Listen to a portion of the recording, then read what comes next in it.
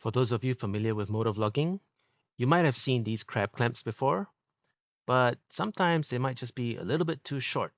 So this is what I did. You can get one of these.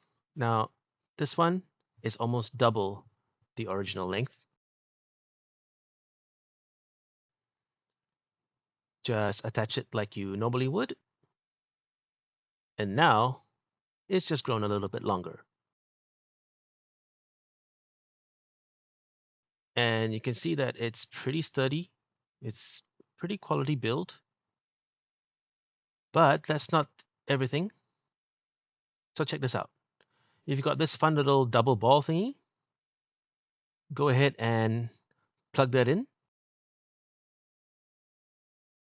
And then join the extension onto the double ball. And check this out. Look at that. And there you go. Just a couple of ways you can extend your crab clamps.